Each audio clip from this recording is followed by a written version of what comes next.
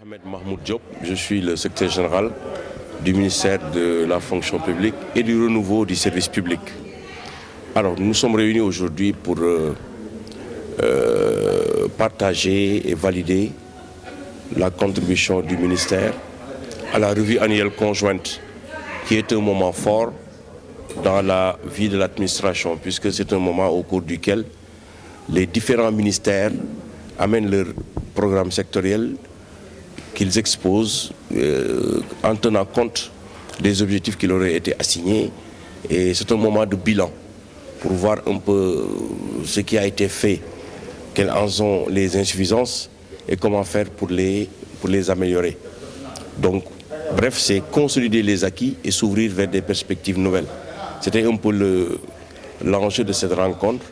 Vous avez pu vous-même le constater, nous avons enregistré une présence qualitative qui nous a permis d'avoir des débats francs et une belle moisson de contributions que nous ne manquerons pas d'exploiter au fin d'améliorer la qualité du document et en faire un document qui nous servira de ligne de mire pour pouvoir atteindre les objectifs qui ont été assignés à Madame le ministre de la fonction publique et du renouveau du service public. En termes aux acquis, qu'est-ce qui a acquis? On peut dire beaucoup de choses par rapport aux acquis. Il y a par exemple la plateforme des demandeurs d'emploi. Aujourd'hui au Sénégal, quand vous voulez vous faire recruter par la fonction publique, vous pouvez, même à partir de votre smartphone, vous inscrire sur une plateforme des demandeurs d'emploi. Je me rappelle, il y a quelques années, les gens venaient avec des dossiers physiques. Il y a une année au cours de laquelle il y avait tellement de demandeurs d'emploi qui se bousculaient au building qu'on a dû leur demander d'aller au niveau du stade Iba Mar Diop. Et c'était une scène assez extraordinaire. Aujourd'hui, cette inscription est facilitée à travers la dématérialisation. Un autre acquis, c'est la possibilité qui est offerte au ministre de la fonction publique de signer de façon électronique. Aujourd'hui, moyennant le respect d'un certain nombre de conditions, la signature électronique équivaut à la signature manuscrite.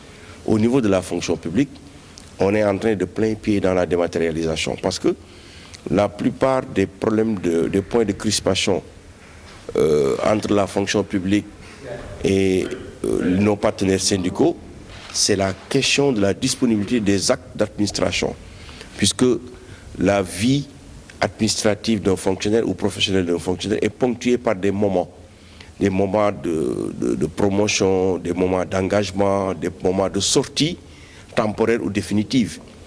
La problématique, c'est souvent comment faire pour que les actes soient disponibles, parce que souvent, c'est des actes qui ont une incidence sur la rémunération ou bien sur le traitement de l'agent en question. Aujourd'hui, grâce à la dématérialisation progressive des types d'actes que la fonction publique prend, nous allons vers une plus grande lisibilité, nous allons vers une plus grande célérité. Et tout cela contribue à améliorer la qualité du service public.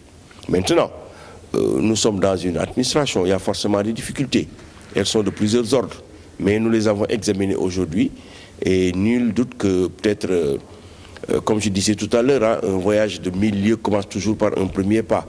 Nous nous sommes mis dans une dynamique qui est une dynamique de progression et avec la clairvoyance et la vigilance de Madame le ministre de la fonction publique, nous espérons arriver à nos fins.